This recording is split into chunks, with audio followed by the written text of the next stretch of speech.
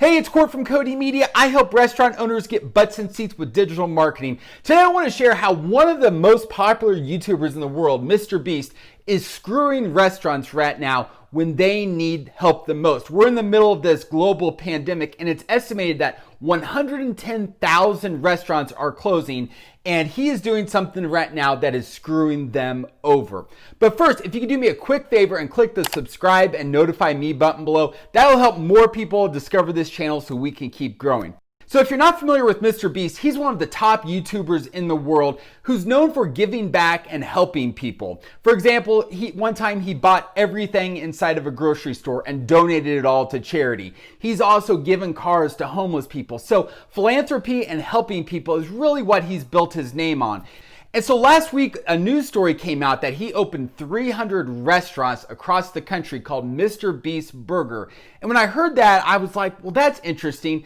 This is a really bad time for restaurants right now. Over 110,000 are estimated to have closed this year already because of the pandemic. And it takes a lot of work and knowledge just to open one restaurant. And so for a YouTube star to open 300 locations, it seemed like something fishy was going on here. And I was exactly right. So I was curious if there was a MrBeast Burger here in my city, Kansas City. And so I looked him up on Uber Eats and it gave me the address. But the address, when I put it into Google Maps, took me to another restaurant called Buca de Beppo. Now, Buca de Beppo is a national brand owned by parent company Food First Global. Interestingly, when I Googled them, they filed for bankruptcy last May, probably because restaurants were struggling because of COVID-19.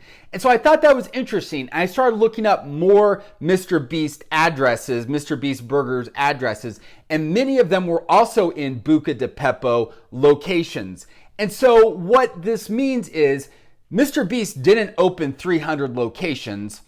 One of the parent companies, maybe Food First Global, set up what's called ghost kitchens across the country using the name MrBeast. Now, ghost kitchens are a new concept that's popped up because of third-party delivery, and they can be very good for restaurants. For example, let's say you're a local bar and grill that has really good wings, but maybe you're not known for your wings, but they're really, really good. What you can do is set up a restaurant on a DoorDash or an Uber Eats that's called Awesome Wings. The restaurant is called Awesome Wings. So if people search for wings on DoorDash or Uber Eats, your Awesome Wings restaurant pops up. But it's really just the wings that you're selling and you normally sell at your bar and grill.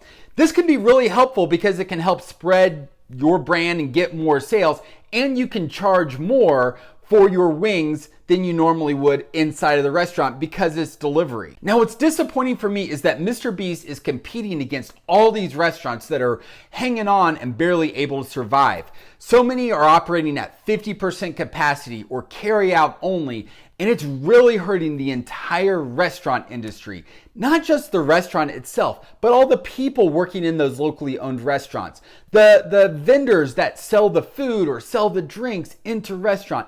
Everybody in the restaurant industry is struggling right now. Now, of course, MrBeast has the right to make money. He's built a great brand, a great following on YouTube, and if he wants to take his name and put it on restaurants across the country, he has every right to do so. But what's disappointing is that he's built his whole name and brand on this idea of giving back. And here he is competing against the little guy, the people that are making these restaurants run and barely struggling to get by. And he's directly competing against them right now when that restaurant industry is in a tailspin. Now, I don't want you to think that I don't like MrBeast or I think he's a bad guy. I love the things he does, but maybe he didn't think about the impact opening this restaurant would have on all of these locally owned restaurants. So what could he do? How could he help locally owned restaurants right now? Well, a couple ideas. One would be that he could take a restaurant in his town that maybe is hanging on by a thread and loan or give them some money or do something for them to help them stay afloat in 2021 when things are really struggling. Maybe a restaurant that has closed down, he could help those employees, give them money for their mortgage or their rent or their food, or they could buy Christmas gifts for their kids. Maybe he could take some locally owned restaurants order massive carry-out orders and have them delivered to frontline workers who are fighting the pandemic right now.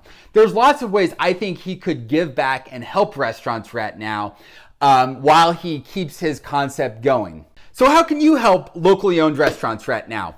Well, instead of ordering from some of the big conglomerates that have locations across the country, order from a locally owned restaurant, maybe right down the street. Help that restaurant survive. It'll help the entire community. And don't use third-party delivery services. Third-party delivery services like Uber Eats and DoorDash take a big part of the sales from the restaurant.